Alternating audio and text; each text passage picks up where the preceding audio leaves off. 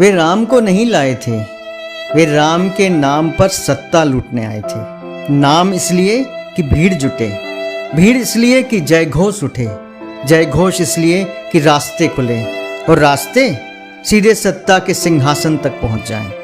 राम इस योजना में कहीं नहीं थे, राम तो वहीं थे, शबरी की झोपड़ी में, केवट की नाव में, भरत की प्रतीक्षा में, हनुमान की निष्ठा में और उस हर मनुष्य के भीतर जो बिना किसी घोषणा के दूसरे के दुख को अपना समझ लेता है। लेकिन बाजार को मर्यादा नहीं चाहिए थी, उसे चाहिए था एक ऐसा नाम जिसे सुनते ही भीड़ सोचने के बजाय नारा लगाने लगे। धीरे धीरे राम पीछे चले गए। आगे मंच थे, माइक थे, कैमरे थे, कटआउट थे, जुलूस थे और जय घोष था।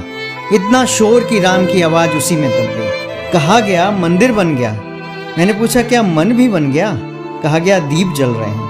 मैंने पूछा क्या भीतर का अंधेरा भी पिघला? कहा गया इतिहास बदल दिया। मैंने पूछा क्या वर्तमान सुधर गया? उत्तर में फिर वही शोर मिला। फिर मैंने देखा दान पात्र बड़े होते गए और दिल छोटे, झंडे ऊंचे होते गए और विचार बौने, जय घोष गूंजते गए और संवाद मरते गए। हर असहमति से पूछा गया तुम राम के साथ हो या नहीं? कितना विचित्र प्रश्न था। राम कब किसी एक पंक्ति में समाये? राम कब किसी एक झंडे पर ठहरे? राम कब किसी दल, किसी सत्ता, किसी चेहरे की निजी संपत्ति बने?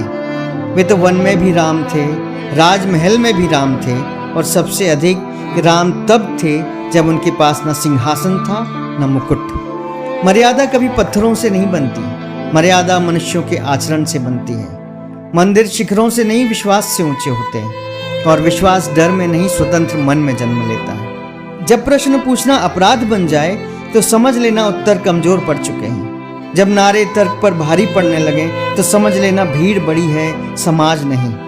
जब ईश्वर के नाम पर मनुष्य छोटा होने लगे तो समझ लेना धर्म नहीं अहंकार बड़ा है।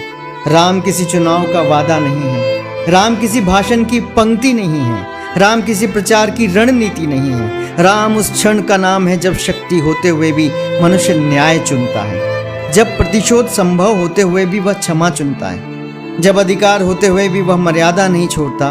यही राम है और शायद यही सबसे कठिन है, क्योंकि मंदिर बनाना आसान है, मर्यादा बनाना कठिन है। नारे लिखना आसान है, चरित्र लिखना कठिन है। जय जयकार करना आसान है, राम जैसा होना कठिन है। इसलिए आज सबसे बड़ा संकट राम का नहीं है, संकट मर्यादा का है। और जिस दिन मर्यादा बिकने लगे समझ लेना बाजार बहुत बड़ा हो गया है और राम फिर एक बार वन की ओर लौट गए।